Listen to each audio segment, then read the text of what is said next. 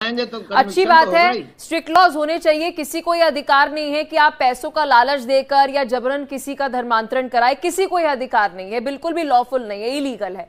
लेकिन इसमें conviction rate भी तो अच्छा होना चाहिए। पुलिस के ऊपर भी तो इन्वेस्टिगेशन की जिम्मेदारी है कि अगर कोई एफआईआर फाइल कर रहा है तो इस पर इन्वेस्टिगेट कीजिए, उसको कन्विक्ट तो उसका कीजिए। तो एक टाइम तय है ना, आऊंगी उतने टाइम अनिल जी, में मैं तो उनको आपके पास आऊंगी। इन्वेस्टिगेट सौरभ करके। दुबे जी से मेरा ये सवाल है, सौरभ दुबे जी।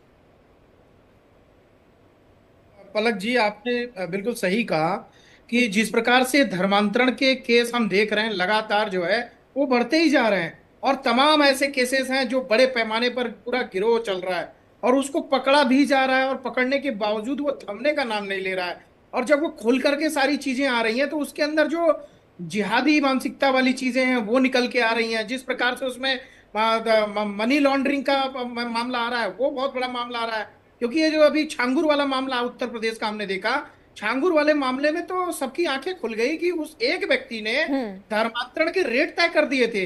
15 लाख रुपए, 12 लाख रुपए, 10 लाख रुपए। जिस प्रकार से समाज के कई अलग अलग वर्ग के लोग हैं, उनकी रेट तय करने के बाद उसने 100 करोड़ का धंधा खड़ा कर लिया, व्यापार खड़ा कर लिया। और वो कहाँ खड़ा कर लिया? पुलिस की नाक के नीचे खड़ा कर लिया। जब ये बताइए कि इतना बड़ा अमाउंट 2-4 करोड़, 5 करोड़, 10 करोड़ का नहीं है, 100-100 करोड़ के अमाउंट आ रहे हैं, तो क्या बैंक वालों की मिली भगत नहीं है?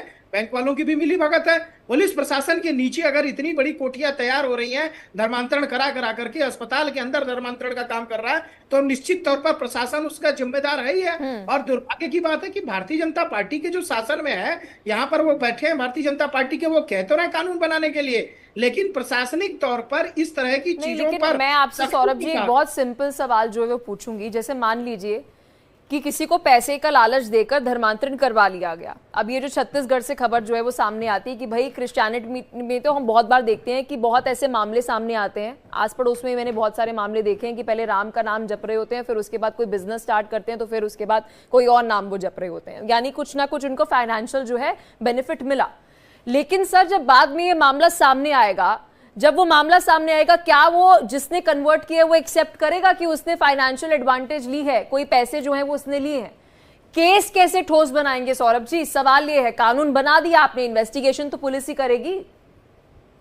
नहीं तो ये तो मामला जो अभी सामने आए हैं, ये सीधे तौर पर अकाउंट में पैसे ट्रांसफर हुए हैं। यहाँ पर तो साफ साफ दिखाई दे रहा है कि धर्मांतरण के नाम पर उनके अकाउंट में पैसे ट्रांसफर किए गए हैं। देखिए, ठोस सबूत जो है ना, इसके लिए आपकी नीयत साफ होनी चाहिए। जब आपकी मानसिकता इस तरह की होगी कि हमको इस पर सख्त कार्रवाई करनी है, तो आपके पास ठोस सबूत भी इकट्ठा कर लिए जाएंगे। हम चैनल में बैठ करके अगर ठोस सबूत के बारे में बात करेंगे तो पुलिस वालों को और संरक्षण मिल जाएगा।